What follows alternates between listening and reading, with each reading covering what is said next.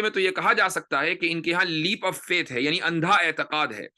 اسلام کے بارے میں یہ نہیں کہا جا سکتا کہ اسلام میں اندھا اعتقاد ہے۔ یہ الگ بات ہے کہ ایک آدمی کو اپنے ایمان کی مضبوطی کے لیے کسی دلیل کی ضرورت نہ ہو، وہ یہ کہے کہ نہیں مجھے کسی دلیل کی حاجت نہیں ہے، لیکن اس کا مطلب یہ نہیں ہے کہ دلیل نہیں ہے۔ عیسائیت کے پاس دلیل نہیں ہے، اسلام کے پاس دلیل موجود ہے۔ یہ زمین اور آسمان کا فرق ہے۔ تو یہ جو ڈوگما کا جو اصطلاح ہے وہ عیسائیت کے لیے تو استعمال کی جا سکتی ہے، لیکن وہ اسلام کے لیے استعمال نہیں کی جا سکتی۔ ایتھیزم کی جو تاریخ ہے وہ دراصل یورپ سے وابستہ ہے۔ جو ملاحدہ تھے آج سے تقریباً 50-60 سال پہلے، اور جو گزشتہ صدیوں میں جو ملاحدہ آئے ہیں یورپ میں، تو ان سب کا مقابلہ عیسائیوں سے تھا، تو انہوں نے ڈوگما کا جو لفظ ہے وہ عیسائیت کے لیے استعمال کیا۔ لیکن آج کے دور کے جو ملاحدہ ہیں وہ یہی اصطلاح مسلمانوں کے لیے، اسلام کے لیے استعمال کرتے ہیں، جو کہ بنیادی طور پر غلط ہے۔ اب یہاں پر جو میرا دوسرا جواب ہے مورل پروگریس کے حوالے سے، وہ یہ ہے کہ مورل پروگریس ایک ڈوگمیٹک رویہ ہے۔ یعنی اگر آپ مورل پروگریس کے قائلین سے یہ پوچھیں کہ جیسے جیسے وقت گزر رہا ہے آپ بہتر ہو رہے ہیں، اس کی دلیل کیا ہے، وہ یہ جواب دیں گے کہ اس کی دلیل یہ ہے کہ ہم بہتر ہو رہے ہیں۔ یہ تو دعویٰ ہے، اس کی دلیل کدھر ہے؟ دلیل اس کی موجود ہی نہیں ہے۔ آپ کے پاس کوئی ایک پیمانہ نہیں ہے کہ جس کی بنیاد پر آپ یہ جانچ سکیں کہ جس بہتری تک آپ پہنچے ہیں یہ ایک آخری بہتری ہے، اس سے مزید یعنی اس سے آگے بہتری کا حصول ممکن نہیں ہے۔ کوئی ایسا پیمانہ نہیں ہے۔ ہو سکتا ہے کہ جس چیز کو آپ بہتری سمجھ رہے ہوں، آج سے 100 سال کے بعد اسی کو آپ سب سے بدترین رویہ اور طریقہ کار سمجھے، یہ ممکن ہے۔ تو جب یہ بات ہے تو پھر یہ جو مورل پروگریس ہے یہ دراصل ایک ڈوگمیٹک رویہ ہے، اس کی کوئی دلیل نہیں ہے۔ آپ اس بہتری کو بہتری اس لیے کہتے ہیں چونکہ آپ کو لگتا ہے کہ وہ بہتر ہے، اس کے علاوہ آپ کے پاس کوئی دلیل نہیں ہے۔ تو جب یہ صورتحال ہے تو پھر مورل پروگریس، جو کہ لبرلزم کی سب سے پہلی بنیاد ہے، اور جس بنیاد پر یہ کہا جاتا ہے کہ رسول اکرم صلی اللہ علیہ وسلم کو ایک ایسا اسوہ پیش کرنا چاہیے تھا کہ جو سب کے لیے قابل قبول ہوتا، آج کے دور میں بھی قابل قبول ہوتا، اگرچہ حضرت عائشہ سے نکاح ان کا اس زمانے میں ہوا کہ جس زمانے میں بچیوں سے نکاح کرنے کی گنجائش تھی، لیکن آج وہ گنجائش نہیں ہے، آج معاشرہ اس کو برا سمجھتا ہے۔ تو پھر آج کے اعتبار سے رسول اکرم صلی اللہ علیہ وسلم کا نمونہ نہ ہوا اور آپ علیہ الصلوۃ والسلام اسوہ حسنہ نہ ٹھہرے۔ تو اس کا جواب اب کیا ہوگا؟ اس کا جواب یہ ہوگا کہ جس مورل پروگریس کی بنیاد پر آپ رسول اکرم صلی اللہ علیہ وسلم پر یہ الزام لگا رہے ہیں کہ آپ اسوہ حسنہ نہیں ہیں، وہ مورل پروگریس اسوہ حسنہ کی کوئی ایک مثال بھی پیش نہیں کر سکتی۔ آپ بتائیے کہ جب مورل پروگریس کا مطلب یہ ہے کہ وہ سفر ہمیشہ چلتا رہے گا تو آپ اسوہ حسنہ کبھی پیش ہی نہیں کر سکتے۔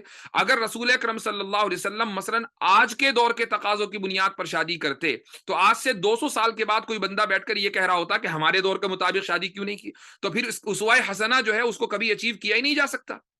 اس لیے یہ جو مورل پروگریس کی بنیاد پر آپ علیہ الصلوۃ والسلام پر اعتراض کیا جاتا ہے، یہ اعتراض بنیادی طور پر غلط ہے۔ یہ ہے لبرلزم کی پہلی بنیاد۔ دوسری جو بنیاد ہے وہ ہے آزادی۔ آزادی کا جو تعلق ہے وہ ایک اصول سے ہے، اور اس اصول کو کہا جاتا ہے اصول ضرر، دا ہارم پرنسپل۔ اصول ضرر کا مطلب کیا ہے؟ حدیث میں آپ علیہ الصلوۃ والسلام نے ارشاد فرمایا کہ لا ضرر ولا ضرار فی الاسلام، کہ اسلام میں نقصان اٹھانے یا نقصان پہنچانے کی کوئی گنجائش نہیں ہے، نہ آپ کو نقصان اٹھانا ہے نہ نقصان پہنچا سکتے ہیں۔ بات بالکل صحیح ہے، اصولی ہے، اس میں کوئی شک نہیں ہے، اور اس حدیث کے اوپر ہمارا ایمان ہے۔ فقہ کے بہت سارے مسائل اس حدیث کے اوپر مبنی ہے، ٹکے ہوئے ہیں۔ مغرب میں ایک فلسفی تھا جس کا نام تھا جان اسٹورٹ مل، یہ لبرلزم کا بانی مانا جاتا ہے۔ اس نے ایک اصول دیا اصول ضرر کی بنیاد پر۔ اس نے یہ کہا کہ ایک فرد کی آزادی کو اس وقت تک محدود نہیں کیا جا سکتا جب تک وہ کسی دوسرے کو جسمانی یا مالی اعتبار سے نقصان نہیں پہنچا رہا ہے۔ اس کا مطلب یہ ہوا کہ اگر آپ کسی دوسرے فرد کو جسمانی نقصان پہنچا رہے ہیں، مثلا آپ نے اس کو مارا، اس کو پیٹا، یا آپ نے اس کو مالی نقصان پہنچایا، مثلا اس کا تجارت میں خسارہ ہوا، یا اس کو آپ نے اس طرح بدنام کر دیا کہ اس کو ملازمت سے نکال دیا گیا، اس کی دکان بیٹھ گئی، اس کی کمپنی ختم ہو گئی، یہ مالی نقصانات کی مثالیں ہیں۔ تو اب آپ کی آزادی کو محدود کیا جائے گا۔ کیا مطلب؟ آپ کی آزادی کو اس طریقے سے محدود کیا جائے گا کہ آپ کے اوپر عدالت میں کیس چل سکتا ہے، دوسرے کو جسمانی اور مالی اعتبار سے نقصان پہنچایا، لیکن اگر آپ دوسرے کو نقصان نہیں پہنچا رہے ہیں، نہ تو آپ جسمانی اعتبار سے اور نہ ہی مالی اعتبار سے، ذہنی اعتبار سے پہنچا رہے ہیں، کوئی مسئلہ نہیں ہے، تو آپ پہنچا رہا ہے، اپنے کو نقصان پہنچا رہا ہے، کوئی مسئلہ نہیں ہے، آپ اپنے کو چاہے جتنا نقصان پہنچائے۔ اسی بنیاد پر اب آپ دیکھیں کہ اس اصول کو جب مغرب نے اختیار کیا تو اس کے کیا کیا نتیجے نکلے۔ مغربی ممالک میں بہت سے علاقے ایسے ہیں کہ جہاں پر خودکشی کرنا نہ صرف یہ کہ درست ہے، بلکہ قانونی اعتبار سے بعض حالات میں اس کے لیے مدد فراہم کی جاتی ہے۔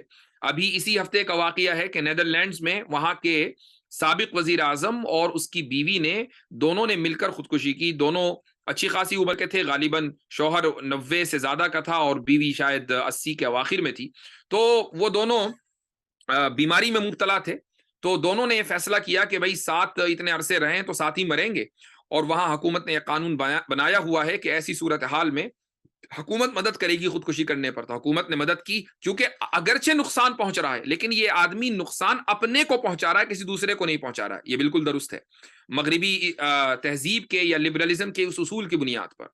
اسی طریقے سے اگر آپ اس اصول سے متاثر ہیں اور اس اصول کو صحیح سمجھتے ہیں تو آپ کسی کی بھی غیبت کریں، کوئی مسئلہ نہیں ہے، کسی پر بہتان لگائیں، کوئی مسئلہ نہیں ہے، آپ کسی کو زانی کہہ دیں، کوئی مسئلہ نہیں ہے، آپ یہ کہیں کہ یہ فلاں کا تو فلاں سے چکر چل رہا تھا، کوئی حرج نہیں ہے، سامنے والے کے جذبات کو آپ کتنا ہی ٹھیس پہنچائیں، کوئی مسئلہ نہیں ہے۔ مغرب میں آپ دیکھتے ہوں گے کہ دن رات اسلام کے خلاف بکواس کی جاتی ہے، قرآن کریم کی کاپیاں جلائی جاتی ہیں، رسول اکرم صلی اللہ علیہ وسلم کی شان میں گستاخیاں کی جاتی ہیں۔ یہ کس بنیاد پر کیا جاتا ہے؟ وہ کہتے ہیں کہ ہم آپ کو نہ تو جسمانی نقصان پہنچا رہے ہیں مسلمانوں کو، اور نہ ہی ہم آپ کو کوئی مالی نقصان پہنچا رہے ہیں، اور ذہنی یا جو جذباتی نقصان ہے اس کے ہم قائل نہیں ہیں۔ تو آپ اگر ذہنی طور سے متاثر ہو رہے ہیں تو ہوتے رہیں، ہم آپ کے مال کو اور آپ کی جان کو کچھ نہیں کہہ رہے ہیں، لہٰذا ہمیں حق ہے کہ ہم قرآن کی کاپی بھی جلائیں گے، اور ہمیں حق ہے کہ ہم رسول اکرم صلی اللہ علیہ وسلم کی شان میں گستاخی بھی کریں گے۔ یہ جو پورا نظریہ ہے یہ دراصل اسی اصول ضرر سے متعلق ہے۔